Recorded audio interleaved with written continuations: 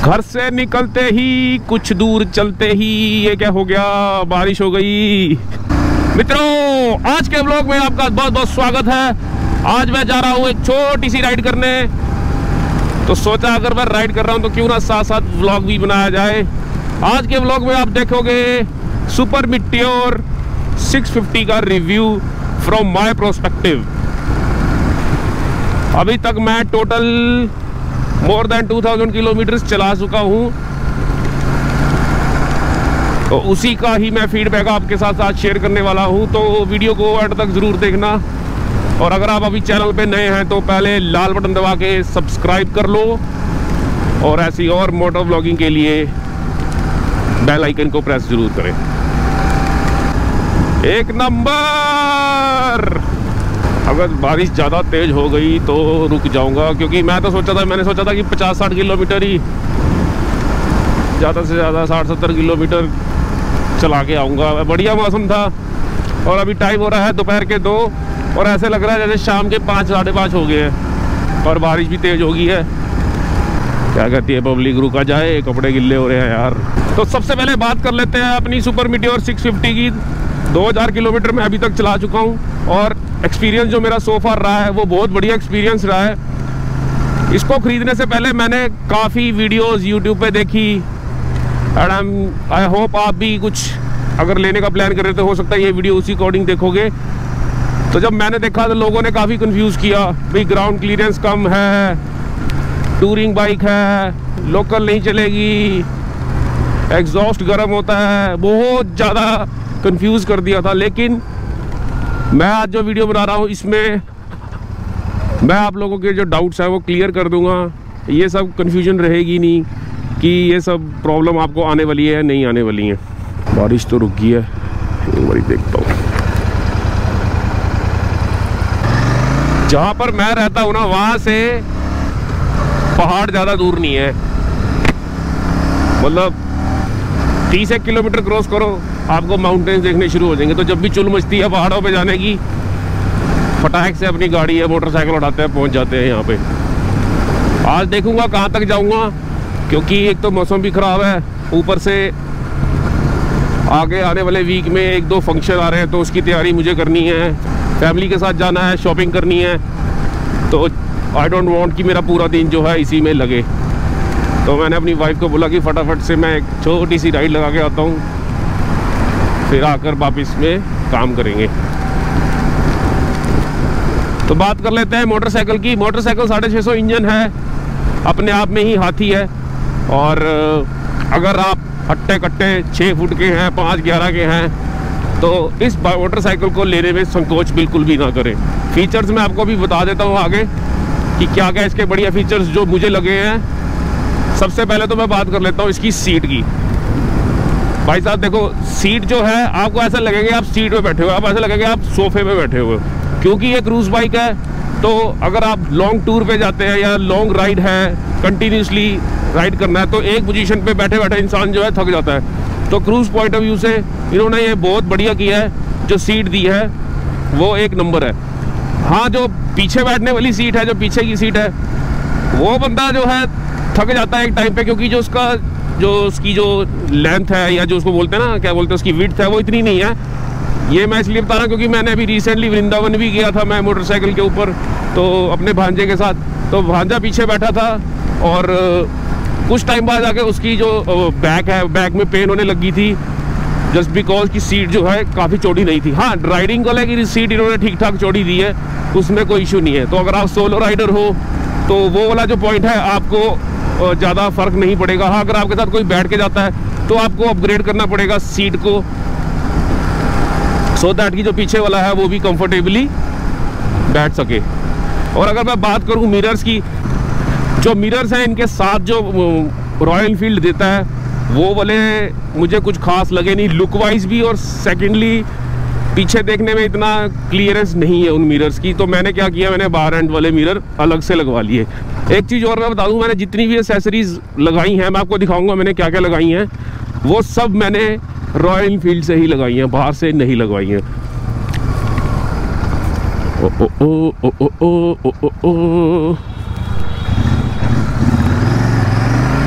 Metre आप देख सकते हो, इस साइड मीटर है और ये जो है नेविगेशन है, जो कि इनकी ऐप के थ्रू आप नेविगेट कर सकते हो।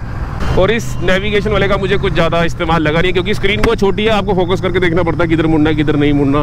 बेस्ट है कि यहाँ पे अलग से आप एक मोबाइल का एक स्टैंड सा लगवा लो, उसको एक आप करके ईजिली गूगल से मैप करेक्ट कर सकते हो। एग्जॉस्ट इसमें डबल एग्जॉस्ट है, 650 इंजन है, तो आवाज़ इसकी एक नंबर है।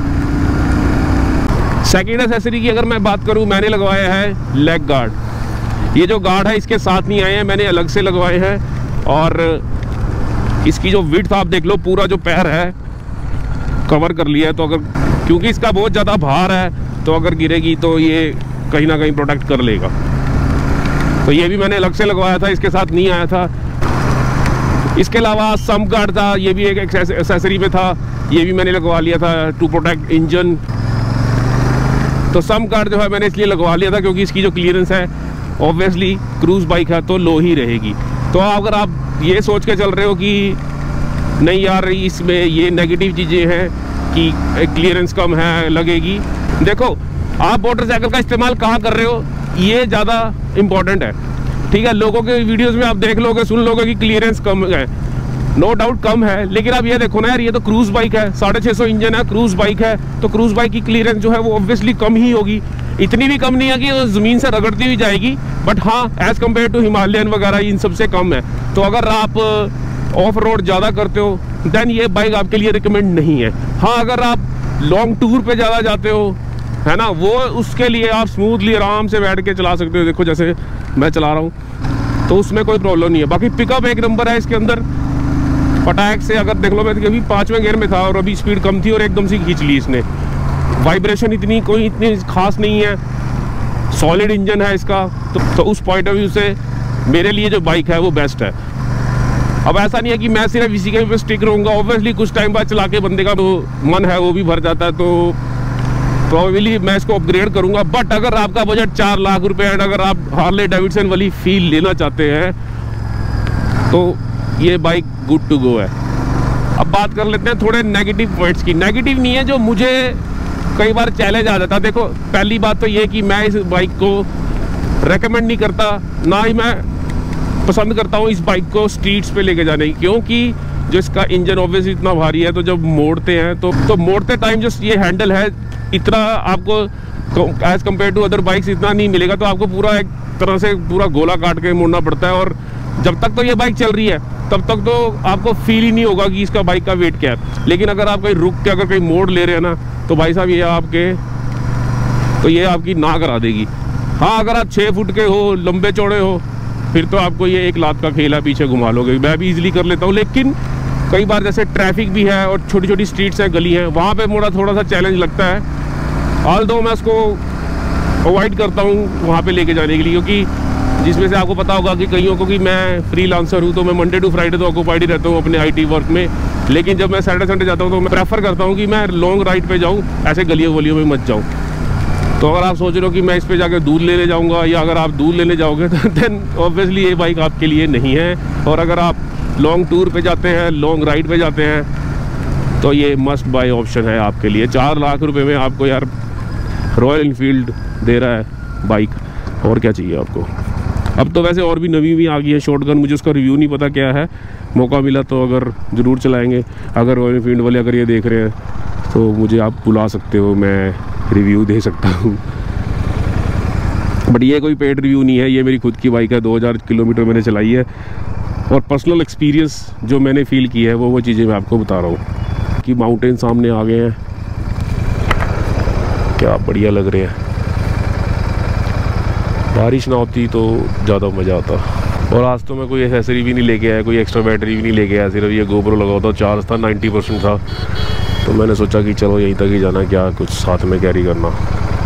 आप देख सकते हो मेरे पास कोई बैग वगैरह कुछ नहीं है, सिर्फ राइडिंग जैकेट डाली और निकल लिया। सैटरडे या संडे में अगर ऐसी कोई एक्टिविटी ना करूँ ना, फिर अगला जो वीक होता है ना, साला बड़ा मुश्किल हो जाता है निकालना। ऐसा लगता है कि यार कंटिन्यूसली काम ही करी जाने, क्या करना है इतना सारा काम करके। तो ये तो आप लगा लो, धूप हो चाहे बारिश हो, बारिश तो हो ही रही है लाइव। ये बाइक एक नंबर। और अपन चढ़ गए हैं पहाड़ों पे। अगर आप देखो हिली एरिया में भी सरकार ने इतनी बड़ी बढ़िया सड़कें बना दी हैं, तो इस बाइक को लेके जाने में कोई दिक्कत नहीं। हाँ, अगर आप लेह लद्दाख टाइप कहीं जगह जा रहे हो, मैं कहता था वहाँ पे भी काफ़ी सड़कें बन चुकी हैं। कहीं कहीं जगह अगर ऑफ रोड आता है वहाँ पे आपको थोड़ा सा केयरफुली इस चीज़ को निकालना पड़ेगा कि कहीं नीचे ना लग जाए और आपका नुकसान ना हो जाए। अदरवाइज ऐसी सड़कों पे ये बाइक एक नंबर। और मुझे ऐसा क्यों लग रहा है यहाँ बारिश ही नहीं है यार, वो तो बढ़िया है यार, बारिश नहीं होगा तो थोड़ा और आगे तक जाएंगे। एक इम्पॉर्टेंट चीज़ और जो मैंने नोटिस करी है और मुझे लगता है कि बेस्ट है, वो है रॉयल इनफील्ड की सर्विस। सभी को पता है रॉयल इनफील्ड बहुत पुराना ब्रांड है और आज की डेट में इसके शोरूम, इसके सर्विस सेंटर आपको जगह जगह पे मिल जाएंगे as compare to other bikes. Even कि अगर आप पहाड़ों पे भी जा रहे हो ना, तो आपको हर जगह थोड़े थोड़े डिस्टेंस पे इनके शोरूम और सर्विस सेंटर ईजिली मिल जाएंगे।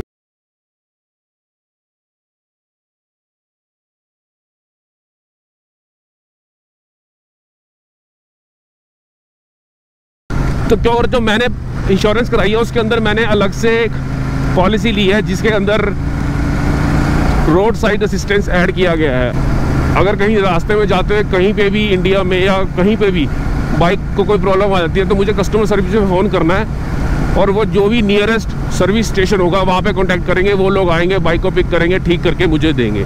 ये सारी सर्विसेज ना जब इंसान लेता है ना तो सोचता है कि यार मैंने क्या ही करना है, लेकिन अगर आप राइडर हो, लंबी चलाते हो, तो ये चीज़ें बहुत ज़रूरी हैं।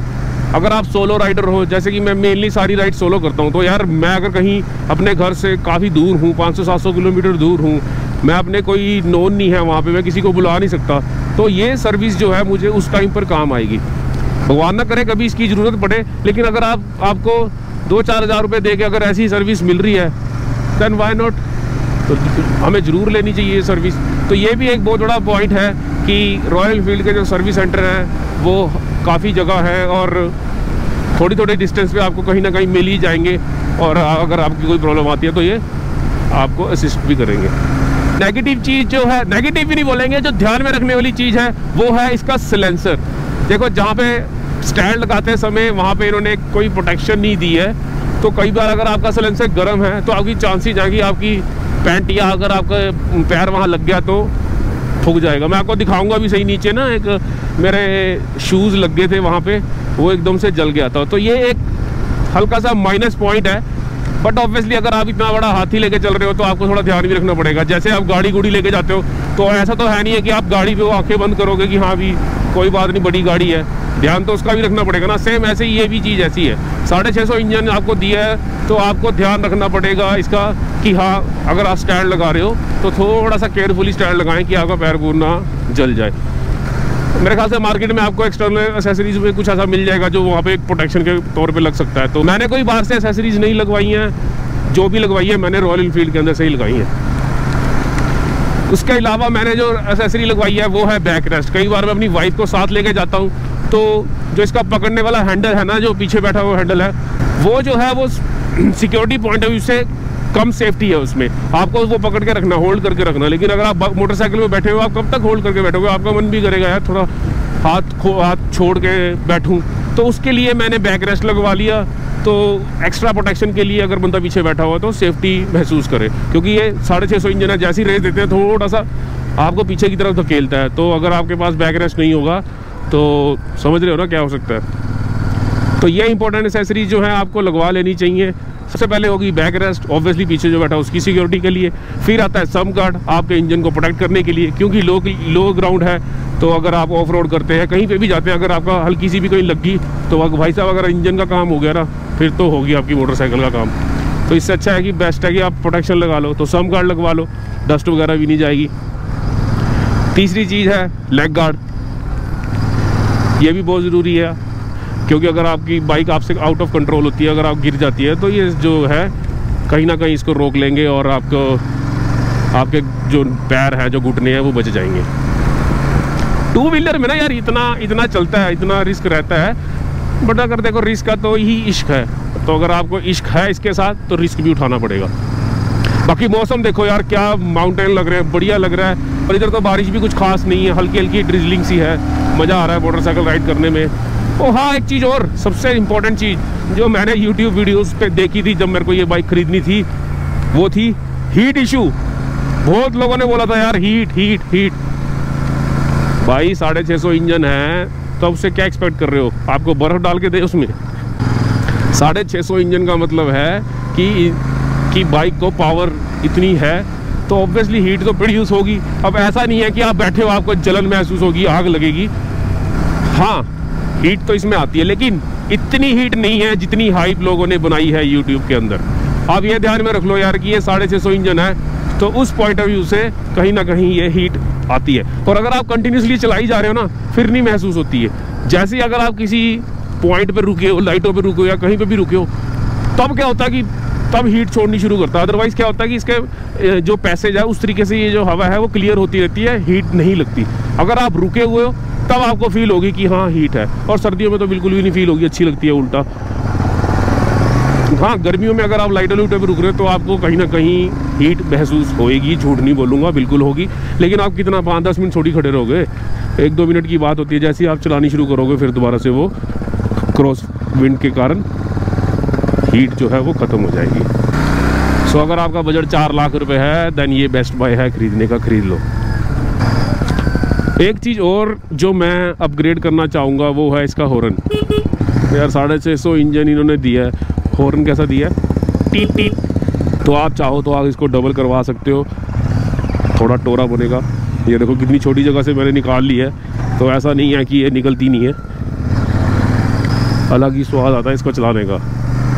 और इवन कि जब तो मैंने खरीदी थी ना, तब तो इसकी बुकिंग चलती थी 3-3 महीने की, और अंदर से तो आपको एसेसरीज मिलती ही नहीं थी। मैंने जब खरीदी थी तो उसके मेरे हिसाब से कम 2 या 2.5 महीने बाद मुझे इसकी एसेसरीज मिली थी। बट अब तो ऑप्शंस काफ़ी हैं इसके अंदर। इवन कि अगर आप बाहर जाते हो, दिल्ली साइड चले जाते हो, तो आपको तो भाई साहब ऐसी भर के ही एसेसरीज मिलेंगी। बढ़िया से बढ़िया इसको तैयार कर सकते हो। देखो जितना पैसा घेरोगे उतनी इसके ऊपर आप इसको मॉडिफाई करवा सकते हो। मैं पर्सनली मॉडिफाई नहीं करवाई है क्योंकि मुझे इसकी जो रियल है वही ज़बरदस्त लगती है। हाँ कभी फ्यूचर में चुल मची तो कराएंगे, मॉडिफाई करवा लेंगे। मॉडिफाई में अगर आप एक वो जो एक बहुत बड़ी लाइटें आती हैं वो लगवा सकते हो, हॉर्न डबल करवा सकते हो, सिलेंसर चेंज करवा सकते हो। सिलेंसर तो जो मेरे को साथ में बुलेट ने दिया अभी वही रखा हुआ है और वही मुझे एक नंबर लगता है। तो अगर मैं कंक्लूजन निकाल लूँ तो जो पॉइंट्स मैंने आपको बताए हैं वो आप अपने पॉइंट ऑफ व्यू से सोचो कि क्या आपको वाकई ही वो परेशानी करेंगे। बाकी अब दोबारा से यहाँ पे बारिश होनी शुरू हो गई है, व्यू चेक करो आप। तो मैंने ज़्यादा टेक्निकल इसके अंदर कवर नहीं किया है कि कितना इंजन है, कितना इसकी कितने इंच के टायर हैं, ये सब आपको वीडियोस में मिल जाएगा। मैंने जो कवर किया है वो किया है मेरा पर्सनल एक्सपीरियंस, क्या क्या मुझे अच्छा लगा, क्या क्या मुझे लगा कि इम्प्रूव होना चाहिए। वो चीज़ें जो ज़्यादा नहीं थी, 1-2 थी, तो वो मैं आने वाले टाइम में मॉडिफाई अगर करवाता हूँ तो डेफिनेटली आपको लोगों को बताऊँगा। तो कंक्लूजन में यही बोलूँगा कि अगर आपका बजट 4 लाख रुपए और अगर आपको रॉयल एनफील्ड के ऊपर ट्रस्ट है तो आप ये बाइक को ज़रूर खरीदें। बाकी आप मुझे कमेंट करके बता सकते हैं अगर आपके पास मोटरसाइकिल ये वाला है, और अगर आपने कुछ नेगेटिव चीज़ नोटिस की है और मैंने हाईलाइट नहीं करी तो आप बता सकते हैं, ताकि और लोगों को भी पता लगे। और अगली अगर इन केस मैं दोबारा वीडियो बनाता हूँ तो वो चीज़ मैं कवर कर लूँगा। एक चीज़ और जो मुझे लगा कि इम्प्रूव हो सकती थी वो है इसका चार्जिंग पॉइंट। इसका चार्जिंग पॉइंट ना इन लोगों ने अंदर को करके दिया है, तो अगर आपको या तो बड़ी तार चाहिए उस चीज़ के लिए तो वो पूरा एक तामझाम सा सेटअप करना पड़ता है चार्जिंग के लिए, जो कि मुझे लगता है कि रॉयल एनफील्ड अगर यहीं कहीं दे देता तो बढ़िया होता। चलो जी, आई लव हिमाचल। बाकी अगर आपको वीडियो में कुछ भी अच्छा लगा तो लाइक किए बिना मत जाना, और डेली व्लॉगिंग के लिए आप मेरे चैनल को फॉलो कर सकते हैं। मिलते हैं ऐसी और वीडियो में, टिल देन पीस आउट।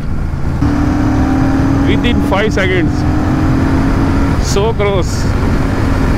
क्या भागती है यार ये, हवा से बात करती है।